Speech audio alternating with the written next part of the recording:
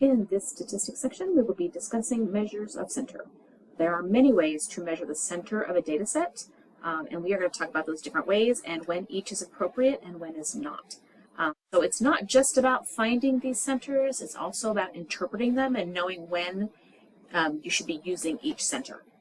All right, so let's just get in general, the measure of center is just what we call the value at the center or the middle of the data set.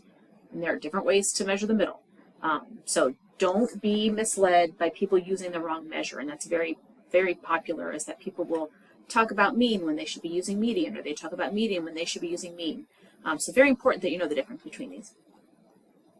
All right, the first that we use is called the mean, or the arithmetic mean, and that's just like a mean that you would find in any algebra class. You're going to add up all your data values and divide it by the number of data values that you have. Some people call it the average. Please do not use that word in statistics. If you mean to talk about the arithmetic mean, which is what they mean by average, that's what we're using. So please use the word mean. Very important that you don't use that. Average is not used by statisticians. If someone is using the word average, then they're not a member of the statistics community, or they're not a professional. So please make sure that if you hear them say the word average, then run away quickly. Some important properties of the mean. The mean draws from every single data point in your entire population or your entire sample, whichever you're working with. So every data point will matter. Okay, it's very important because we use all that. The disadvantage of that is because it uses every single mean and every single data point. If you have one value that's an extreme value, which we call an outlier, that can change your mean substantially. So like if you have a class that everybody gets an A or a B on the test and then one person fails, that F might pull the average down to a C. Whereas if that person hadn't been included, the class may have had a high B average, or maybe even a low A average. So those extreme values can have huge impacts on our means. So it's very important that you use mean when your data is grouped together tightly. If you have an outlier, we say that the mean is not resistant because that one outlier can make a big change to your data. So we say that the mean is not resistant because of that. Resistant is just a word that talks about those extreme values. Okay. If your statistic is resistant, that means if I add in an extreme value, it won't change that center too much. It may change it a little bit, but not a lot. It might not even change it at all. So mean is not resistant because one outlier can make a big difference.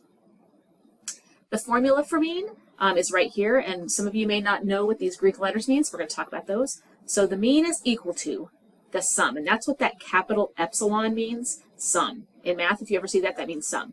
So that numerator means take all the data values, x, add them all up, the sum of the x's, and then n, oops, sorry, go back to the right slide, there we go, n is just the number of data values. Mean we will often call x bar if it is from a sample. So if it's a sample, instead of writing the word mean, they just write x bar, the x with a little bar over it. If you're talking about a population, they will use Greek letters. So you will use the Greek letter mu, which is what that funky looking U with the little tail on it means.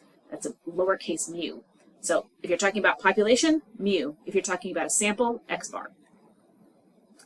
So here are those notations that you might need to take in your notes. So if you want to, you can press pause and write these down. But these are the ones that you are going to see throughout statistics. You're going to see these over and over again. Lowercase letters for sample, lowercase n, uppercase N for population. Because we have to have a way quickly that we can tell whether it's from a sample or a population without actually having to look anything up. So if you are talking about mean of a sample, that will be x bar is equal to the sum of the x's divided by the number of data samples. If you're talking about population, the mean will be mu, and that will also be the sum of the x's divided by capital N, the number of values in that population. So they're exactly the same formula, just different notation because we're talking about samples versus talking about populations. All right, so if I gave you this data set, which is from a data set that is in our textbook, and it says that so if you want to look it up, that's what it is, data set number 33. But if you are not using the same textbook as us, this is a data set that we found, which is the mean of the first 11 people in line waiting for Space Mountain at 10 o'clock in the morning when Disney World opens. But NASA's people, like, how long have you been waiting here? And that's the first 11 people, and that's what they said. All right, I would like you to find the mean of the first 11 people. So we already know, because we're talking about the first 11 people, that our n is a sample, right? Obviously, we didn't ask everybody. So we have 11 people. So the first thing we need to do is sum up our x's. So again, we're finding an x bar. We're going to sum up all of our x's, and we're going to divide it by n. We know n is equal to 11. The next thing we have to do is just add all these up. And you can use a calculator, just add those up real quick. You can put them in a spreadsheet, especially if you're going to do lots of different tabulations with your data, putting in a spreadsheet like StatCrunch or Excel, and you can just sum it up very quickly, which is nice. That's why I use Excel all the time. But if we add all those numbers up, we get 430. So if I take 430 and I divide it by 11, I get 39.1 minutes. If you ever have to round, you're going to round to one more value, one more place value, here we go, than your original data. So our original data had no decimal points, so we're going to use a tenth here to get that. Just please make sure that you're rounding your answer to one more decimal place than the original data. Very important. All right, and that is how we find the mean. Pretty straightforward, and I'm sure you've probably done this before. All right, the next measure of center that we can use is called the median. The median is just when we take all the data, we're going to put it in order from smallest to largest. That's called increasing order. And we're going to look for the number that's directly in the middle. So we're going to count, and whichever one is directly in the middle.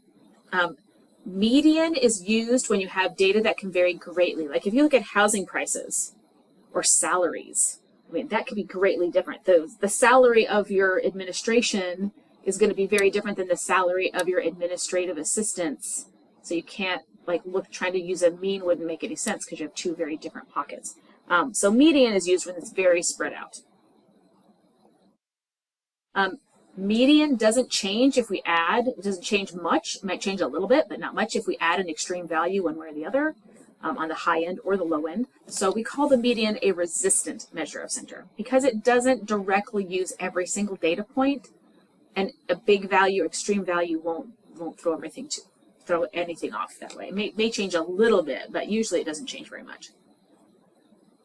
All right, when we're doing the calculation, median is x tilde. X with a little, like if you've taken Spanish class, looks like a little, that's a tilde. It's above, just like an N versus an NY, same thing. This is x tilde. Some people use just a capital letter M or MED for median. It just depends on the book, but they all mean median. So again, if you want to find the median, there's two things that can happen. Number one, you could have an odd number of data values. If you do, you're just going to put them in order, and there will be one value that is exactly in the middle. So that's perfect. But if you have an even number of data values, there isn't going to be one number that's exactly in the middle. So all you do is you take the two middle numbers and you find the mean of those two numbers in the middle, and then that will be your median. So we do. The hard part is just putting it in order, which again, if you're using StatCrunch or Excel, you can do that very quickly and it will put it in order for you, so you don't have to worry about that.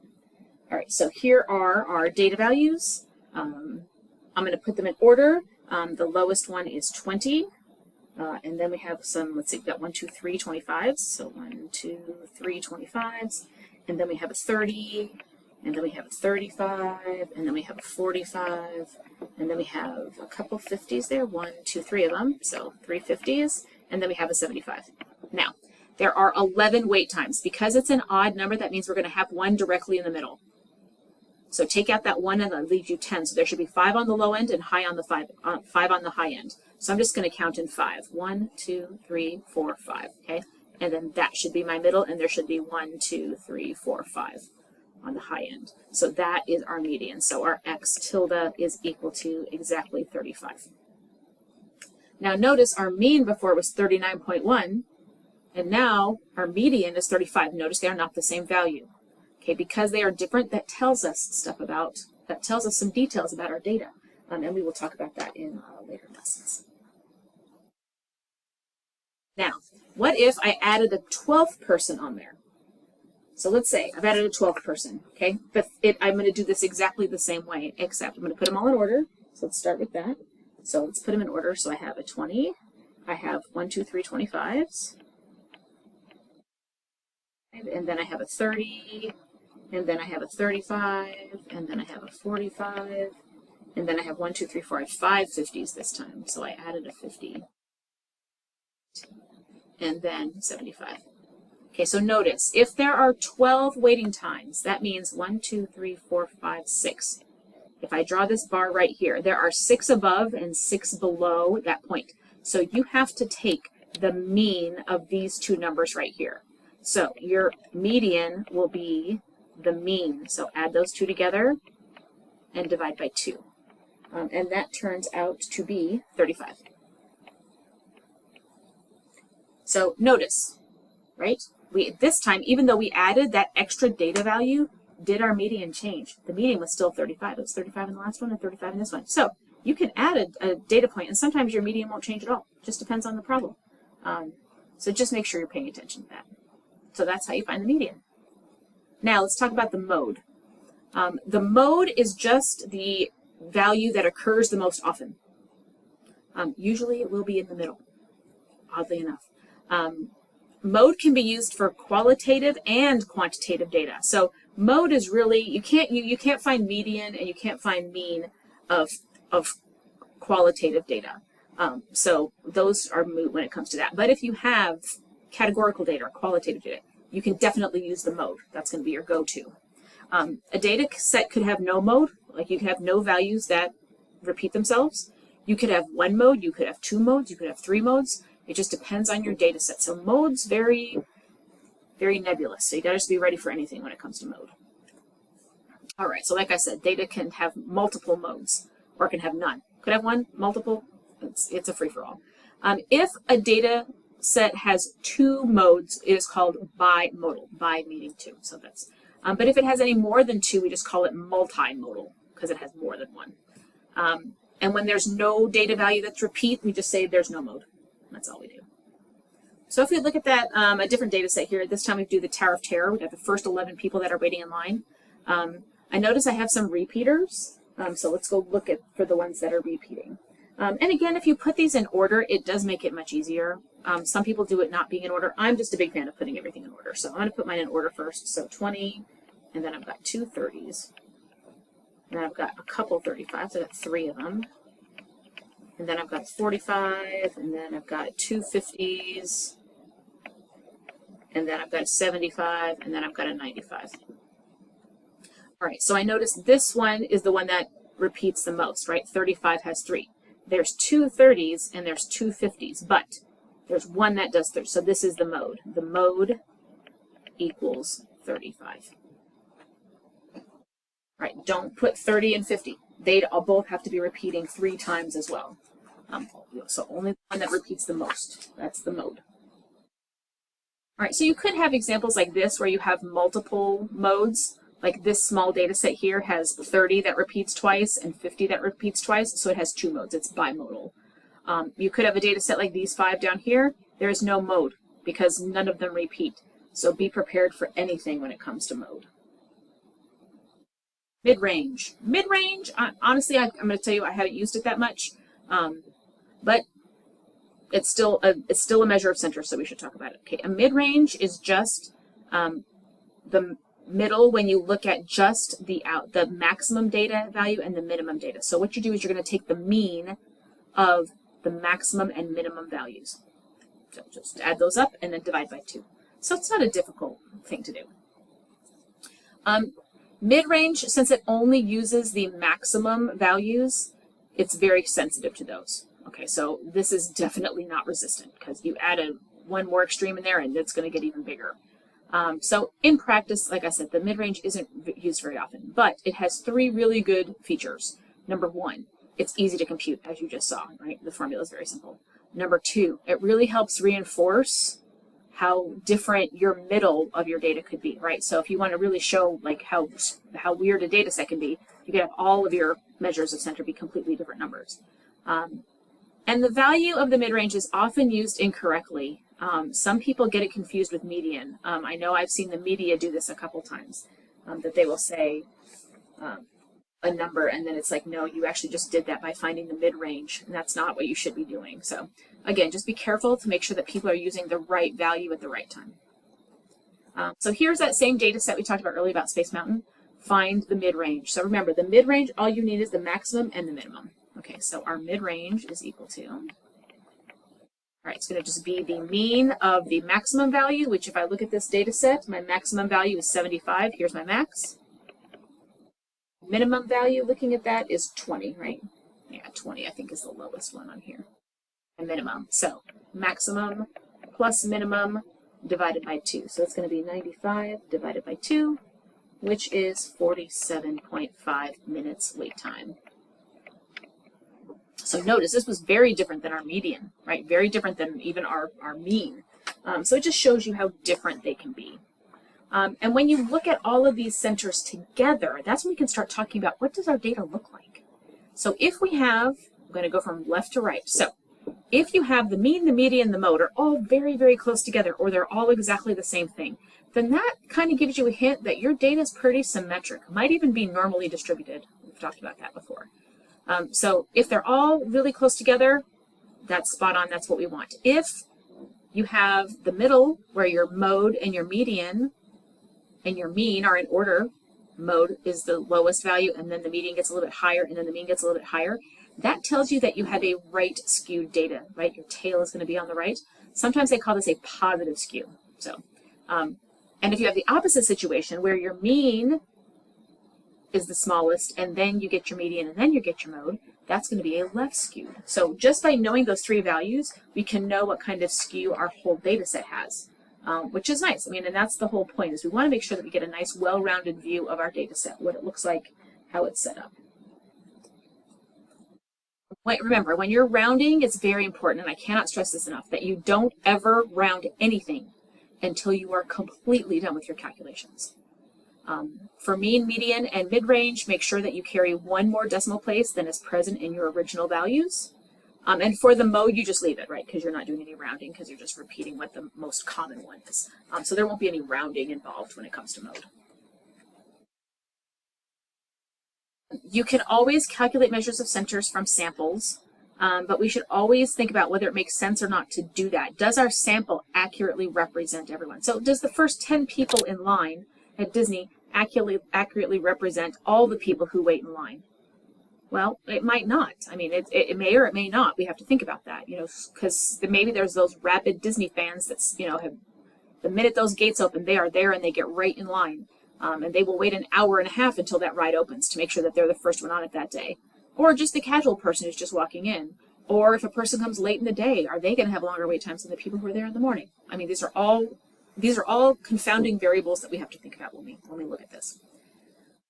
And then we also have to think about, is our sampling method, you know, valid? Is just asking the first 10 people going to be good? That's very convenient for me, right? I just go to the beginning, I just talk to 10 people, boom, I'm done. But is that going to give me an accurate view of all the people standing in line? So again, these are all things that you need to think about.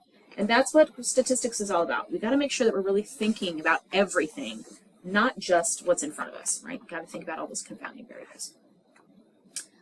There are going to be some times when we're looking at measures of center where they're going to give us quantitative data, but that quantitative data doesn't really stand for anything. So look at like zip codes. So that's the first one, zip codes.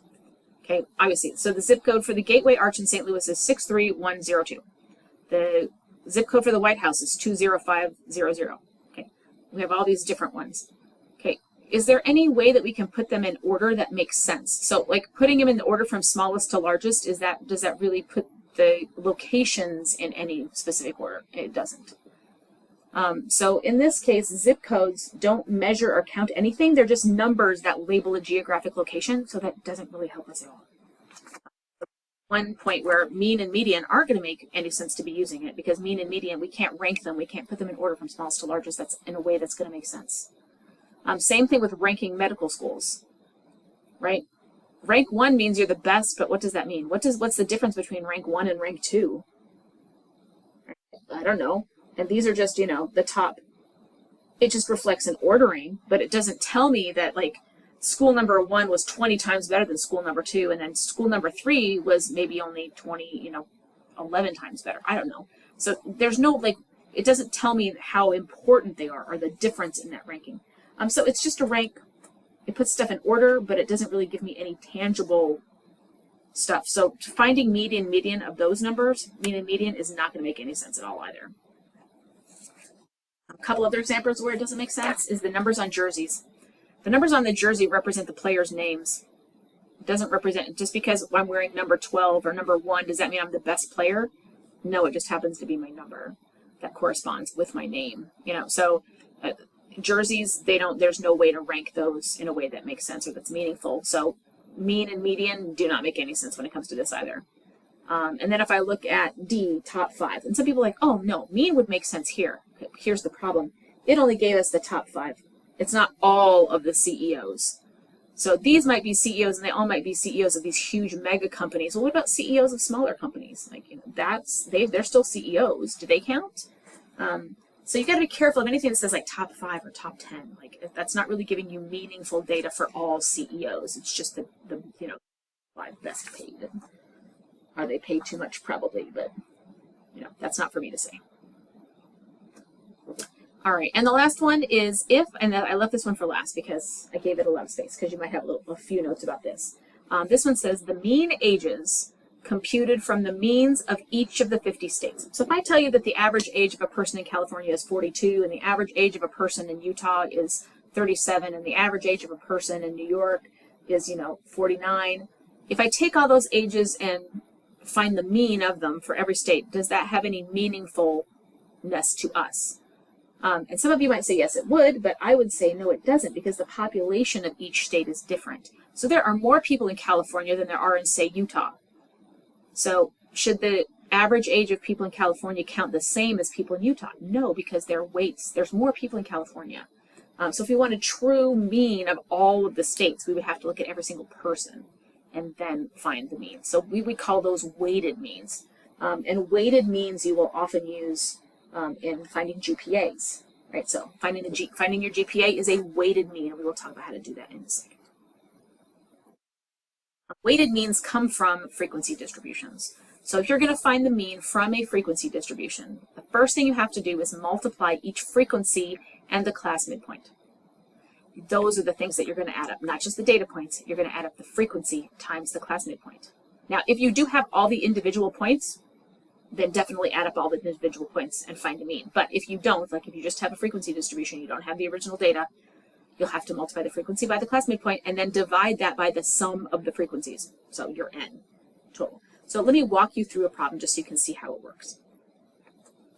All right, so say this is the one we had before in a previous lesson. So we've got our categories, our classes here, and then we've got our frequencies here. So the first thing you have to do is find the class midpoint for each. So you can do that. Remember, you just take the 2, add them together, divide by 2. Super straightforward. So this one's 7. This one would be 22. This one would be 37.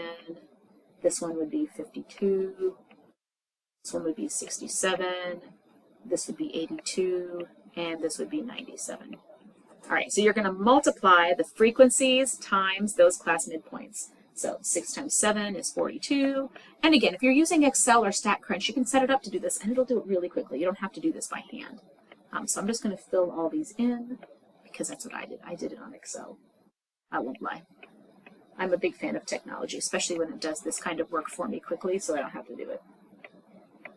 All right, and 97. All right, and then if you add all of these together, that's going to give you 1,730. If you add all your frequencies together, we knew there were 50 data points. So when I am finding my weighted mean, it's just going to be, okay, the sum of your frequencies times your midpoints. Whoops, it's supposed to be a 3. Fix that. Divided by the sum of your frequencies. So that gives me 34.6 minutes. So that is the weighted mean for this frequency distribution of the commute. I think this is commute times in Los Angeles. So if you're finding weighted means, it works exactly the same way as that.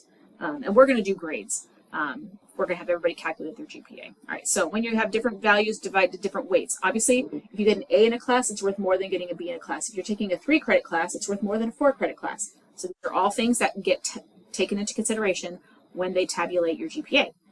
So they're going to do the same thing. They're going to take the weights. So the weights in this case would be, did you get an A, a B, a C, times your number of credits. I have it backwards. W is your number of credits times the weights, which is your grades, and then divide it by your total number of credits. So we are going to do this together with a sample student. So here's my sample student. Their grades were an A, a B, a C, and an F, and they told you the credit values there. Grading systems often, when they do this, they assign quality points. So an A is worth 4 points, a B is worth 3 points, a C is worth 2 points, that kind of thing. All right, so we're going to do her grade. So her grade is going to be, all right, we are going to take the sum of the credits times, so I'm going to put a little note here. So credits is W. And these quality points are equal to the X. And then we're going to take the sum of the credits. Okay, so the first thing I have to do is multiply each of these credits times the grade that she got. So credits, it was a 3-credit course, and she got an A, plus 4-credit course, and she got an A, plus a 3-credit course, and she got a B, plus a 3-credit course, and she got a C, plus a 1-credit class, and she failed that. It was gym, probably. That'd be me. I failed the gym class. All right, and then we're going to add up to the sum of her credits. So she had 3 credits, plus 4 credits, plus 3 credits, plus 3 credits. So her total number of credits was 14 that semester.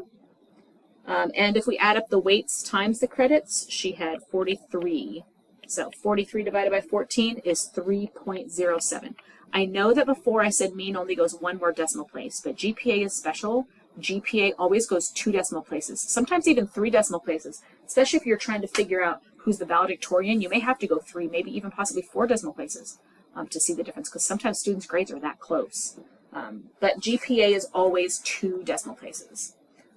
So hope you learned a little bit about how to find the centers of data, so please go practice and come back and we'll talk about measures of variation.